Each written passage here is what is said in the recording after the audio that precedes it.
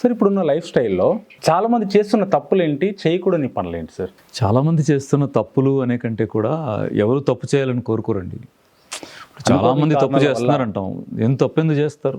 ఎవరైనా కరెక్ట్ చేయాలనే కోరుకుంటారు. వ్యవహరించే దానిలో సరిగా ఉండాలనే కోరుకుంటారు. తప్పు చేయాలని ఎవరు అనుకోరు కదా. అవి తెలిసి చేస్తున్న తప్పులు కావు. రెండు రకాల పద్ధతుల వల్ల తప్పులు జరుగుతూ ఉంటాయి. ఒకటి మనకు తెలియకపోవటం వల్ల, లేదా మనకు తెలియడానికే ఛాన్స్ లేని పొజిషన్ ఏదైనా ఏర్పడి ఉండడం వల్ల. ఓకే, అంటే నాకు తెలుసుకోవడానికే ఛాన్స్ లేదనుకోండి, మరి నేను పొరపాటు చేస్తాను. అది పొరపాటు అని తెలియకపోతే. అలా ఇవాళ జీవన విధానంలో ఆరోగ్యానికి సంబంధించిన అనేక అంశాల్లో ఆధునిక వైద్యశాస్త్రం ఏం చెప్తుంది అనే నాలెడ్జ్ని ప్రజల జనరల్ నాలెడ్జ్లోకి తీసుకొచ్చేటువంటి ప్రయత్నం బలంగా జరగలేదు. దాని ఫలితంగా ఏమైందంటే బిజినెస్ నాలెడ్జ్ అంతేమో మెడికల్ నాలెడ్జ్ లాగా ప్రచారం అయింది. ఓకే, నిజంగా ప్రజలకు చేరాల్సినటువంటి నాలెడ్జ్ ఏమో పుస్తకాల్లోనో, గ్రంథాలయాల్లోనో, ఇంటర్నెట్లోనో ఎక్కడో మిగిలిపోయింది. దీనివల్ల ఏమవుతుంది, బిజినెస్కి ఉపయోగపడే నాలెడ్జ్ని హెల్త్ నాలెడ్జ్ అని ఫీల్ అవుతున్నాం కదా. అదే కదా మన నాలెడ్జ్. చదివి నేర్చుకుంటామండి. ఇప్పుడు మీరేదో అడుగుతున్నారు, నేను చెప్తున్నాను, విని నేర్చుకుంటారు, ఎక్కడో చదివి నేర్చుకుంటారు, ఎక్కడో చూసి నేర్చుకుంటారు. ఇదే కదా నాలెడ్జ్ అంటే. అంతే కదా. మరి ఇలా చెప్పేదంతా కూడా బిజినెస్కి ఉపయోగపడే అంశాలను ఏరుకొని మనం నాలెడ్జ్గా ప్రచారం చేస్తూ వస్తే అది తెలిసిన ప్రజలు అది రైట్ ఏమో అని పాటిస్తారు, కానీ తప్పు చేయాలని చేసే పనులు కావాలి.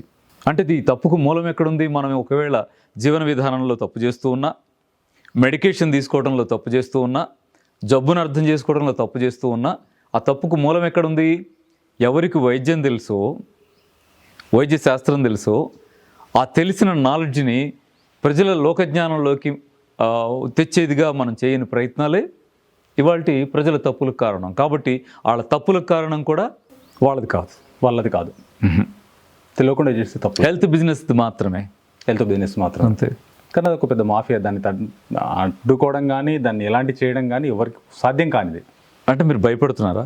అంటే భయపడడం లేదు సార్. అది లింక్ ఎక్కడుందో దొరికితే ఎవరికి కానీ దాన్ని నిర్మూలించడానికి అవకాశం ఉంటుంది. నేను అదే అంటున్నాను, తెలియక కూడా పొరపాటు చేస్తామండి, మా పొరపాటు కాదు అని.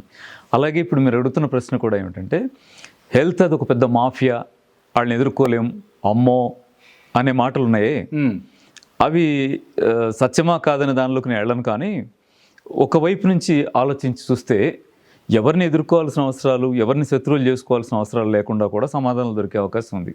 వాటిలో ఒకటి, ఇప్పుడు జీవితాంతం తగ్గని జబ్బుల్ని కొన్నిటిని మనం భావిస్తున్నాం. అవును, వాటికి జీవితాంతం మందులు వాడుతున్నాం. ఆశ్చర్యంగా ఎలా ఉంటుందంటే, ఆ మందుతో జబ్బు తగ్గుద్దేమో అనుకుంటాం, కానీ లైఫ్ అంతా తగ్గదు. చాలా క్లియర్గా ఉంటుంది, నీకు వచ్చిన జబ్బు జీవితాంతం తగ్గదు, కానీ ఈ టాబ్లెట్ వేసుకో, ఈ టాబ్లెట్ కూడా లైఫ్ అంతా వాడాలి అన్నట్టుగా ఉంటుంది. ఇక్కడ మంచి పరిష్కారం ఏం దొరుకుతుందంటే, మందులు వాడిస్తున్న వాళ్ళు మాఫియా, ఇది కాదు ప్రశ్న. ఓకే, అసలు మన జబ్బు ఏంటి, అది ఎందుకు వచ్చింది, దానికి కారణం ఏంటి, ఈ నాలెడ్జ్ మనకు వస్తే ఆ మందు వాడాలా వద్దా తేలిపోతుంది కదా. అది కదా సమస్య. అంతే కదా. ఇప్పుడు మందులు షాపుల మీద యుద్ధం చేస్తామా, ఫార్మాస్యూటికల్ కంపెనీల మీద యుద్ధం చేస్తే ఎందుకు యుద్ధం చేస్తారండి? ముందు మనం మారితే ఆటోమేటిక్గా వాళ్ళ మాఫియా అంటాం ఎందుకు అంటున్నాను నేను. వాళ్ళ మీద యుద్ధం చేసేది ఏంటంట, చాలా సూటిగా ఏముందంటే, షుగర్ని తాత్కాలికంగా తగ్గించుకోవడానికి ఓ మెట్ఫార్మినో ఇంకోటో టాబ్లెట్ ఉంది. అవును, తాత్కాలికంగా ఆ రోజు బ్యాలెన్స్ చేయడానికి. దాని మాఫియా అనుకునే కంటే దాని వాల్యూ ఎంత అని గుర్తిస్తే పోలా. దాని వాల్యూ ఎంత? ఆ రోజు టాబ్లెట్ వేసుకుంటే ఒక 8 గంటలో 9 గంటలో కంట్రోల్లో గ్లూకోజ్ని ఉంచగలిగేంత మాత్రమే దాని కెపాసిటీ. అవును, దాన్ని మనం అర్థం చేసుకుంటే అప్పుడు మనకేమో అర్థమవుతుందంటే, ఓహో ఈ టాబ్లెట్ వల్ల జబ్బు తగ్గదా తేలిపాలా. అప్పుడు మనం ఏం చేయాలి, టాబ్లెట్ని తాత్కాలికంగా ఉపయోగపడేదిగా ఉపయోగించుకుంటూనే మనం ఏం చేయాలనే ప్రశ్నకి మెడికల్ సైన్స్లోంచి సమాధానం ఎత్తుక్కోవాలి. ఓకే, మనకి ఆన్సర్ దొరుకుతుంది కదా. అప్పుడు టాబ్లెట్ని ఎవరు గట్టిగా బలవంతాన మనకు మింగిస్తారు, ఎవరు అమ్ముతారు? అమ్మే అవకాశం. కాబట్టి పెరగాల్సింది ప్రజల నాలెడ్జ్. ఎవరు మాఫియా, ఎవరు మంచివాళ్ళు, ఎవరు చెడ్డోళ్ళు, నిజమే కాదనడం లేదు. కానీ ముందు జరగాల్సింది ఏమిటంటే, సమాజానికి మంచి జరగాలంటే మన అమ్మ, అక్క, చెల్లి, మామయ్య, బాబాయి, అన్నయ్య, మనాళ్ళు ఉన్నారే, మనాళ్ళ నాలెడ్జ్ పెరగాలి, శరీరం మీద నాలెడ్జ్ పెరగాలి. ఆంజనేయులు గారు, మనం మనిషిగా ఉండాలంటే ఏ నాలెడ్జ్ ఉండాలి అనే ప్రశ్న ఎవరన్నా వేస్తే ఏం చెప్తామండి? ప్రకృతి గురించి తెలియాలి, మానవ సమాజం తెలియాలి, ఇలా చెప్తూ ఉంటాం కదా. అవును, అవన్నీ చాలా ముఖ్యమైన అంశాలు. వాటితో పాటుగా ఎంతో కొంతైనా నా శరీరం ఏంటి, దీని మంచి ఏంటిని కూడా మనకు తెలియాలండి.